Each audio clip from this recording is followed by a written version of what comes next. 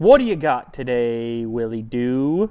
Xiaomi, they announced a $150 Redmi Note 7 with a 48 megapixel camera. Okay, so recently we did a video about some upcoming Samsung devices targeting this part of the market, this sub $200 price point. They were calling their series Galaxy M, but setting right in their crosshairs the Redmi brand from Xiaomi. So I think it's probably not a coincidence that we end up hearing about this shortly after that news came out. Now this looks equally compelling to go up against those Galaxy M products, and it kind of fits the narrative of what we've been talking about regarding this innovation and unusual specifications and features popping up in devices that are nowhere near flagship level. For example, a 48 megapixel camera on a $150 phone. And we talked about it before, where these smartphone manufacturers are willing to experiment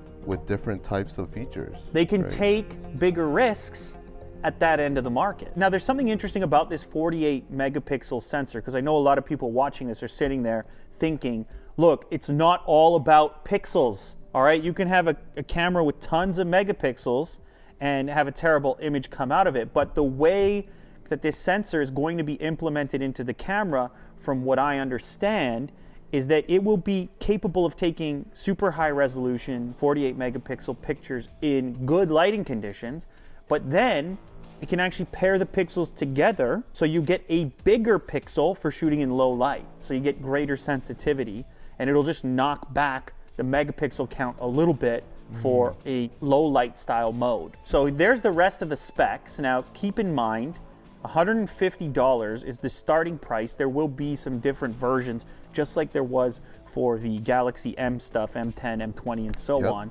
The Note 7 here, it says a 6.3 inch display with a 1080p screen, Snapdragon 660, so mid-range Snapdragon. Nothing wrong with that at 150 bucks. The selfie camera will be 13 megapixels. A 4,000 milliamp hour battery will be in there. That's one of the best things happening at this end of the marketplace, where everyone's clamoring at the top end on the $1,000 phones for batteries like this for 4,000 milliamp hours. It turns out the better selection of big battery phones is actually at the bottom of the marketplace. It seems insane. It seems surprising. It seems unusual. It seems weird. You pair a 4,000 milliamp hour battery with a Snapdragon 660, and you've got a phone that's gonna last for a very long time. Now, if you remember in the Samsung announcement, it was sort of more of a rumor. We didn't find out in the article that we were citing, or any that we could find at the time, what the processor was going to be in that Samsung device. So it's tough to stack them up head to head at this point. We know what a Snapdragon 660 is. We know it's a great choice, but we don't know what Samsung is going to use in their devices to compete directly with this one. Also, Xiaomi, we know, has operated really well in this marketplace, this low-end, mid to low-end marketplace, $150, $200 price point. So we know they can deliver value at that price point, whereas Samsung's a bit more untested in this space, at least with their new brand, the Galaxy M. Okay, so here we go. The starting price around 150 bucks will be a 3 gigabyte model with 32 gigs of storage. That goes up to 200 for 6 gigs by 64 gigs of storage. Not to mention, it has a headphone jack. It has a headphone jack. It's sticking around. I think a headphone jack is actually important, especially at this end of the marketplace. If you think about it, like a $150 phone, you have a lot of Bluetooth headphones that are 150 bucks or 100 bucks or 50 bucks. Right. The ratio there, the difference between the cost of the device itself and the headphones you're going to pair with it, I mean, it seems kind of crazy to have your headphones cost as much as your phone. So having a headphone jack for the target audience that's going to be in the market for this phone, I think is a big deal. It has to be there. Now, it does say here at the bottom, this device will actually be available in China first before it makes its way to India and the other regions that Xiaomi would normally sell the Redmi brand. So we're gonna have to keep an eye out for it. Maybe we'll get our hands on it, but it's exciting stuff, Will. We continue to be amazed at what's happening at this end of the market and what it's doing, the kind of disruption it's applying to the entire market, to the brands like Samsung and Apple. We've seen Samsung's play.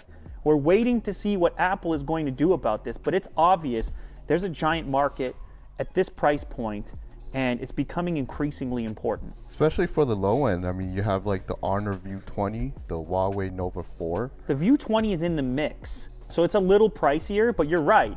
The View 20 with the pinhole display, you're seeing a lot of experimentation at this end, and that's why it's important for us to talk about it, to give it some coverage, even though it might not necessarily be on the radar for some of our viewers, North American viewers, and so on. It's actually become the place where we're seeing the most interesting stuff happen in the smartphone space. So $150 Redmi Note 7, 6.3 1080p screen, 3 gigabytes of RAM, 4000 milliamp battery. Do you think this is a worthy competitor? Don't forget the 48 megapixel camera. Oh yes. I don't know, it's really hard to criticize any device at this price point.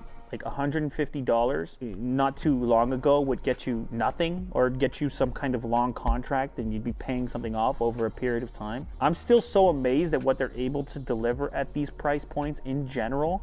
I would find it hard to imagine that this could be a bad buy with that spec list.